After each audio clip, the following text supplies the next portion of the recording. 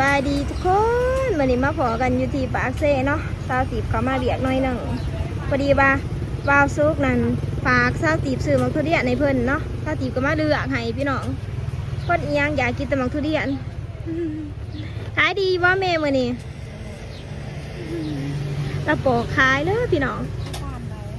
บอนบาวซุกเคยมาซื้อเนาะคนบ่ได้บ่มื้อนี้เดี๋ยวให้เราพาให้เนาะเขาเดือกให้บาซูประมาณ2 หน่วยพี่น้องเพิ่นสั่งชาวตี5 โลเนาะ4 โล4 โลปลายมันไหนอันนี้นาอาหารเพิ่นเด้อมาเขาเรียนพี่น้องเลยเป็นตะแสบขนาดค่ำได้เพื่อเขาสิออกเมื่ออีกกับผู้ที่เมิดเนาะเดี๋ยวสิมาอันนั้นเอามาเขาเรียนให้บาซูกันพี่น้องแล้วก็สิออกมาเด้อพี่น้องเพิ่นปอกให้กรอบนอกดุมในอยู่บ่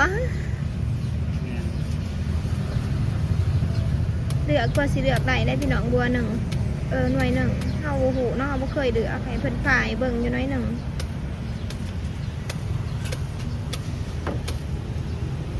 บอนขายทุเรียนขายดีขนาดออกเอามาบ่ได้เนาะเอ้ยบ่มันเอามาลายมันบ่สูบโอ้เจสนี่ยังก็เคยมันสูบไว้เลยมื้อนั้นว่าสู้กับมาซื้ออยู่นี่เลยพี่น้องกินทุเรียนกินบ่เบื่อเหี่ยวมากเพิ่นว่าเดี๋ยวตอนนี้เพิ่นกำลังปอกให้เนาะขาวก่อนไปเซาหันเขาจะมาเรือหันยังบ่ได้นะเลย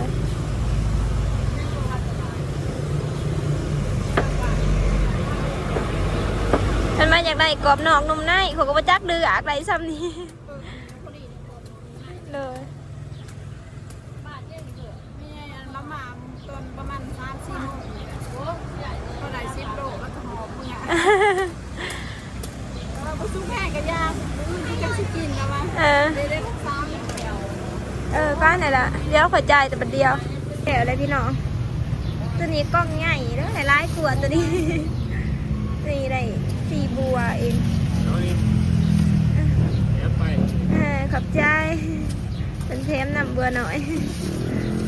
เดี๋ยวเราจ่ายเงินเพิ่นก่อนเด้อพี่น้องแล้วก็สิเดินทางไปเบตลาดน้องน้อยเนาะมาหอเถื่อนไอพี่น้องเมื่อยดีเศร้าตีขี่รถ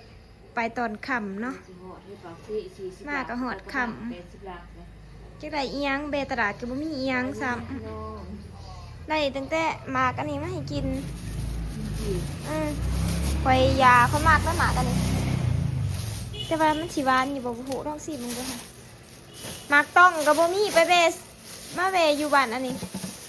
อยู่บ้านน่ารักเห็นเขาขายอยู่หางเขาก็บ้านอยู่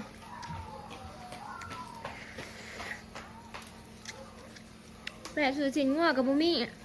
เบิร์ดเข้ามาขาตลาดมันคำเพราะว่าขวดเวซื้อมักทุเรียนในบอซูเพิ่นสั่ง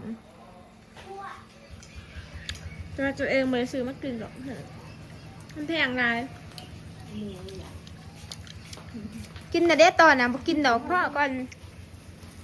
แด่ซื้อนี่แด่ต้มกับบุมี่กับน้ำบานแต่ก็เครื่องปรุงเครื่องใส่พี่น้องเป็นนัวกับขนมเนาะ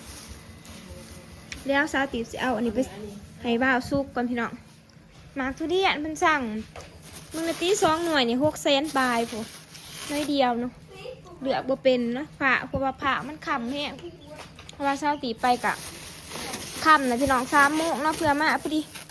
ค่ำมื้อไปเดี๋ยวเอาอันนี้ไปส่งเพิ่นก่อนได้ยังกินแรงปลาอ่อมพำพี่น้องบานมันคมอยู่บ่มันบ่จัดกินออกมาจ้าคำมืดก็แม่ซื้อให้ที่กูว่าท่านตลาดเขาแม่ซื้อมาเพื่อนแล้วแบบชูเบิร์ดอะไรนี่จะตีกูแล้วกูจักเลือกูพาเอา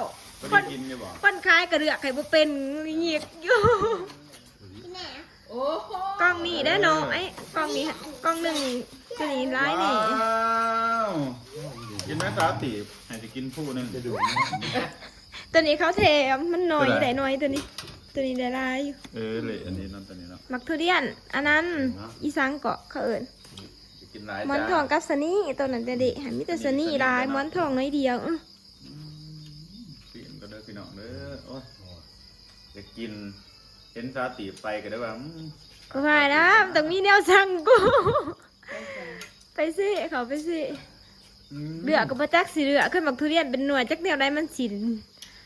อันนั้นกรอบเนาะออกแกม เป็นหน่วยบนก็ได้บน อันนั้น แฟน ป้า ของเป็นหน่วยมันแพง กูจะอุกใจ เพราะว่ามันอันนั้นหนักเปลือก เอามาแกะออกก็ได้ว่าได้ของเขาขายเป็นโดเนาะติดเป็นโดโด พี่น้อง สนี่หันโดละเซนอันนี้โดเซนหาปนันบ่าวไอ้เผิงแล้วก็ซื้อถือเลย หาหูแกนเป็นยังบ่ซื้อตัวข้าวแกง มันได้เละ ตัวแกมันมีแต่สนี่มันเดะแห้งมันบ่มีแบบนี้ มันบ่มีแบบนี้ตัวแกแต่สนี่ขายมันเดะบ่มีอัน แต่ นี้ แฟน ตัว ไปกินร้ายไปกินได้ร้ายมือเนาะ แซ่บว่าจ้าปนันโดดหุ่นกินมักทุเรียนคุมือเดี๋ยวจึงไปแล่นนะพี่น้องจึงเช้ามือเล่นกินเอา บ้านนี่ก็กินไอ้เผิงซื้อมาให้วันนี้ก็สั่งมันกินคุมือเอาไปโผล่จะสวนสบักสูกันหมักขนาดนี้ก็ได้ พี่น้องนะครบเจ็ดแสนก็ซื้อเนาะกูเนาะ เปล่ากินจะได้สิบ่ได้กินบักสูกว่า ย่านน่ะมันจะบ่ กินกับข้าว ที่ว่าเขาโด60,000 70,000 จะหน่อยมักทุเรียนปากซองเนาะมามันก็สิถึกแน่นี่มันเป็นของไทยอีกเพราะว่าอยู่ปากซองมันกำลังอันนี้ มันบ่ทันได้สู้ไอ้เพิ่งซื้อมาให้เดะบ่ เด้อเพิ่นรู้จัก กูเขาเดือกจนเมื่อยบีบจ้องเขาเท่าไรอันบุเขาจะมาเอาเท่าไรกันแทะอีนี่ ตอนไปเถอะมันจ๊อบเป็นคลิปหน่วยเขาบอกว่าเรา ตอนนี้ก็ได้สแตงกินพี่น้องกินได้ไหมเราตีใส่บานมาฝากเอื่อยกินตัวไรเหียนน้ำบ้านชัดละซองตัวนี้หวานมันม่วงตัวนี้หวานกระโพด กินหวานบอนมาเสียได้เลยคนละอย่างมันเอาอันนี้เนาะมันม่วงกับข้าวโพดมันจะเสียมันม่วงกับข้าวโพดกินข้าวแดงพี่น้องอีเมย์กินแต่ว่าผู้ภาษาเนี่ยยิ้วเขาแห้งซาสีแวเสือนะมาพี่อ่ะพี่น้องเบตลาดน้องห้อยบริไทยคลิปของพี่น้องเบิ่งสัมภาวะเผาเนาะมันขำแห้งพี่น้องซากิบไม่อยากคิดว่าตอนขำยังไหมมันได้เพราะว่าเข้าไปขำนะไปมากขับรถคนเดียวเนี่ยก็พอดี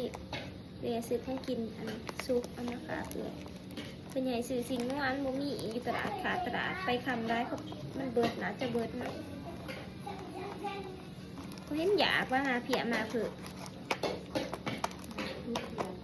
ไม่อร่อย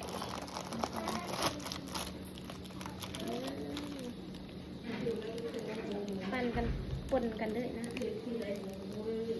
ครัวซื้อแต่สีม่วงให้กินเถอะไม่กินสีม่วงจะกินสีเนียนส่วนนี้ปลาเขาบริกินเด้อพี่น้องอดแล้วอดกินปลาเพราะว่าคันปลาน้ำคลองก็กินได้อยู่นะแต่ว่ามันโมมี่วันนั้นมันแค่น้ำเสียงไม่ได้แค่น้ำคลองพี่น้องตอนนี้เราไปกินเขาแดงก่อนกับอีหมีไหนพวกหน่วยนี้มีโบนัสพี่น้อง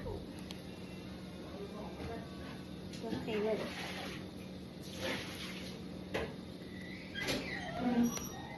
ตามที่สีเงินอีเมย์พี่น้องอย่าปาที่เราสีเงิน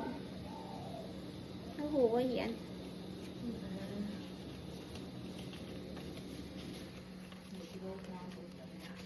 พี่น้องสิไปเซอร์ไพรส์อีเมย์พี่น้องเพราะว่าวันนี้นี่อายเนาะอยู่อเมริกาเป็นฝากเงินมาให้เป็นวันเมย์พี่น้องเพิ่นบอกว่า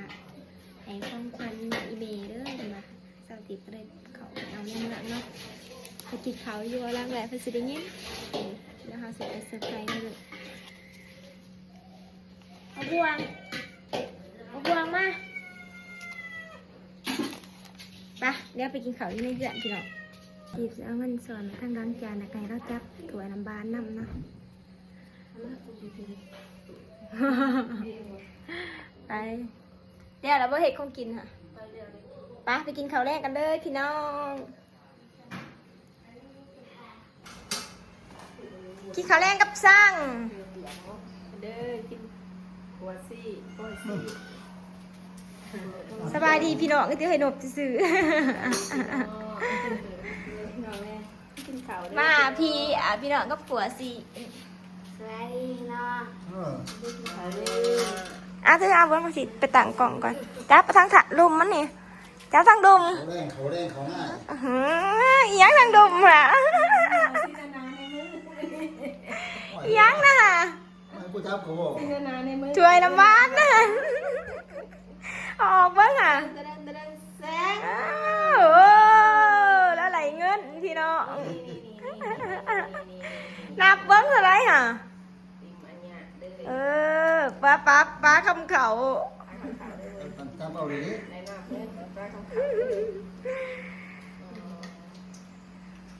เซอร์ไพรส์เงินอีเมลพี่น้องเซอร์ไพรส์ในน้ำอิหยังมื้อนี้บ้านเม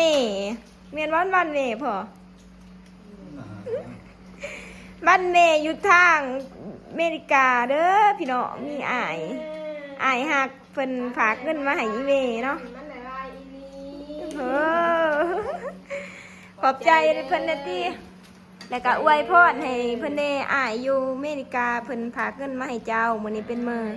บ้านแม่ แข็งแห้งเด้อผู้อยู่มินิกาเด้อสุขภาพแข็งแห้ง เออบอกบ่เป็นอีเมลแล้วสั่น เป็น เพิ่นว่ามื้อนี้เป็นมื้อวันแม่อยู่อเมริกาเด้อพี่น้องเพิ่นว่าอาซาเพิ่นว่าฝากเงินมาให้แม่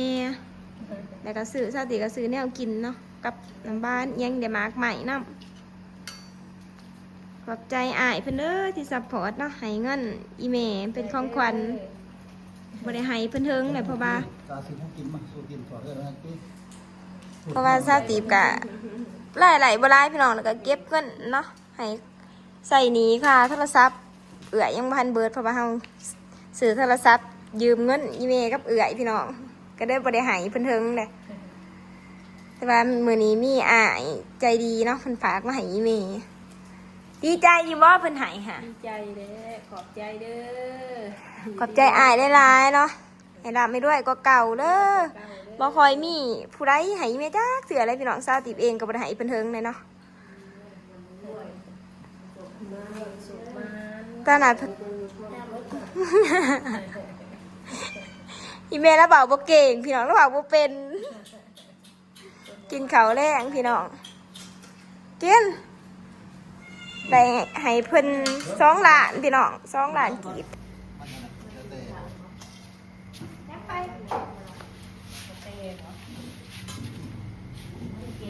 เด้อพี่น้องกินข้าวแรงน้ำกันเมื่อไหร่พี่น้องครับรถไก่ข้าวบาร์เซ่พอดีตอนแต่พี่น้องตอน2 โมงเนาะมาหอดกับพอดีมื้อเดตลาดเขาก็ขายเครื่องเขาก็จะเบิดจนบ่ได้อิหยังมาซ้ำกับแบเสือนั่นมักทุเรียนในบาวซุกเนาะเผื่อซื้อแล้วเนาะพอดีคำเขาก็แหวะถืออันนี้ข้ามลงออกมาเลย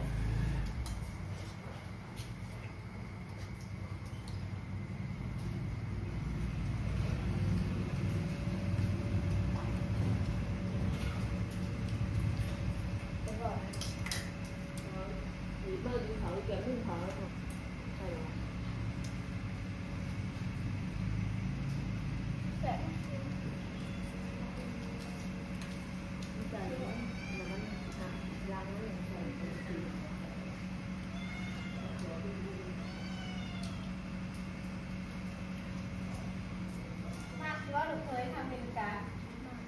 อุ้ยเราอยากไล่จะไล่ที่เราอยากได้แต่ประตู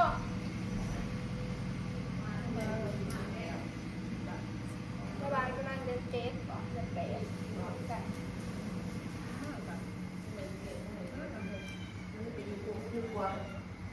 ตัวที่สอนหน่อยพอไหมคะ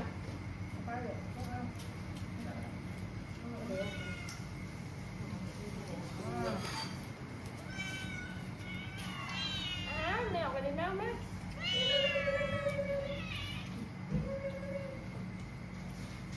การหอนได้พี่น้องไปสิการเมื่อไงเมื่อนี่เด็ดเดี๋ยวไม่ถือ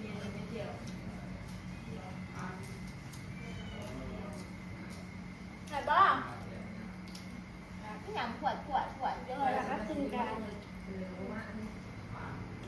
ไปพี่น้องถ้าเห็นปิดคลิปไปเด้อฝากพี่น้องเป็นกำลังใจบนคลิปบนโฆษณาให้เด้อมีจำนวนกันพาขอบใจอ้ายเพิ่นเด้อทางอเมริกาพี่น้องที่เพิ่นพาเพิ่นมาหายเนาะแล้วก็พามาหายซื้อแนวกินนี่แหละพี่น้องขอบใจขอให้เราไปด้วยเก่าๆเด้อขอบใจหลายๆแล้วพอกันคลิปหน้าเด้อพี่น้องบ๊ายบาย